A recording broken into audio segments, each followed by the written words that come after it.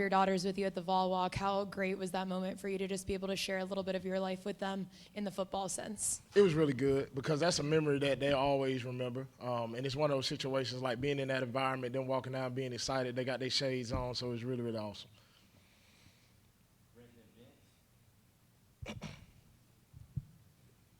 Has Dylan Sampson done anything to surprise you through the first 3 games?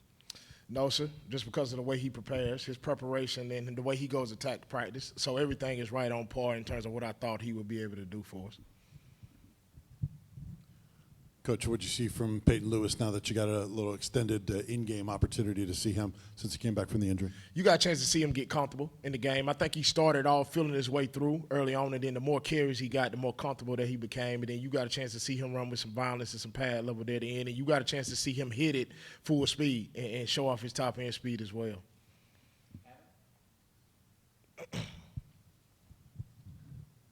Last season, Dylan, I know you weren't here yet, but last season, Dylan scored a lot of touchdowns for the few touches he had. He's doing the same thing this year. Is there any innate quality or what is that with running backs that they get near the end zone, they're getting in? I think that's the hunger part of it, and that you want to get in the end zone and be able to punch it in, and then also the feel of it. You know, it's like for a running back, when they get in that zone when they're running the football, whether that's the zone scheme or whatever scheme you run it, and they start to feel it, it's kind of like they're running blind. They can just feel where the holes are going to open up at. And I think he just got an innate ability to find that end zone once he gets to that point in time in the game. Like the first question you got, but about Deshaun Bishop, just has he surprised you at all, and just how much more confident do you guys feel in him getting carries in games like this than maybe you did in the fall? I think, camp? you know, the number one deal with him is nothing surprises me once again with him as well, because he does a really good job from his preparation standpoint, the way he goes attacks. I mean, he constantly has a notebook with him. From the time he walks into the building until the time he leaves, and he constantly taking notes throughout whatever meetings he's in. And then in practice, he just goes after it, and he does a phenomenal job of being able to attack that. And, you know, the confidence factor, you know, we've always had confidence, but seeing the confidence in him, you know what I'm saying, in terms of growing every single day, you can tell it by the way he answers questions. The confidence factor of him has just grown tremendously. Coach, obviously this is your first year here, but the 2 tight end stuff has not been a big part of the offense in the past. Just how – you know, what have you seen from that? And during the NC State game, just how big of an advantage was it, do you think, especially as the game went on? I think it just gives you opportunity, something that, you know, we've been working on that gives you opportunity to be multiple in what you've been able to do. And I think it just opens up a lot of other things, you know what I'm saying, for people to have to prepare for. So it's been really, really good from that standpoint. What are you seeing from your short yardage run game? What are some things you like, and what are some things that you think you guys need to improve on?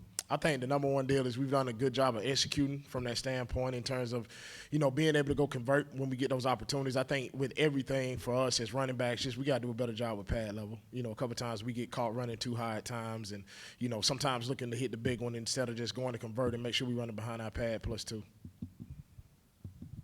Coach, what's impressed you most about Oklahoma's defense when you've watched them on film preparing for this game? I think when it jumps out to you, the physicality that they play with at all 3 levels, from the D-line to the linebackers to the secondary, I think that portion of it stands out to you. They play aggressive.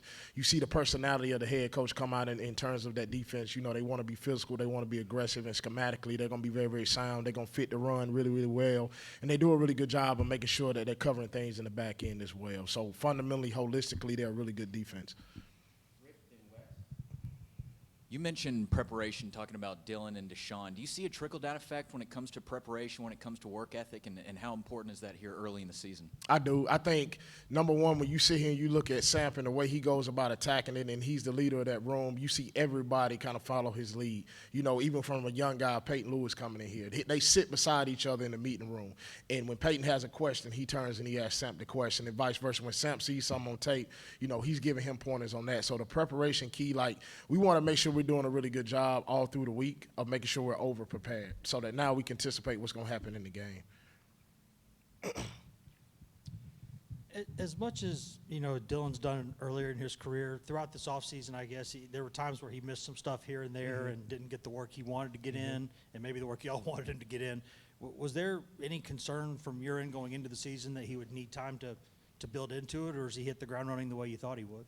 No, I think, the number one deal is even with his time, you know what I'm saying, that, he had limited reps. He did a really good job of preparing himself on the sideline in terms of taking those mental reps. And I think with him, it's muscle memory. You know what I'm saying? Once he gets in there, he gets 1 carry, 2 carries, it all comes back to him, and he kind of gets in his rhythm and flow. So nothing surprises me from that standpoint. I think he's done a really good job of maximizing every single opportunity that he's got and made the most of it.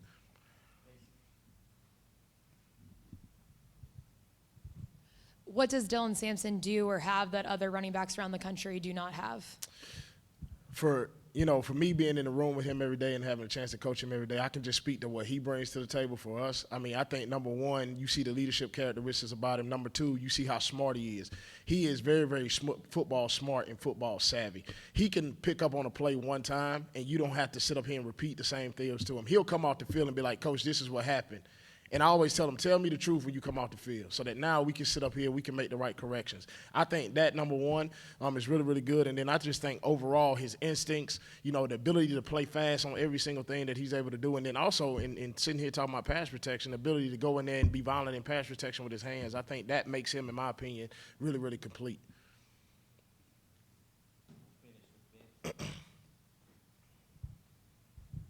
How would you describe the chemistry between the running backs and the offensive line and tight ends blocking for those guys? I think it's really good. When you sit there and you look at a lot of the runs that we've had, especially the explosive runs, everybody's on the same page. And I think it's like poetry in motion a little bit when the running backs, the tight ends, and the offensive line are all synced together, which you've seen multiple occasions this year.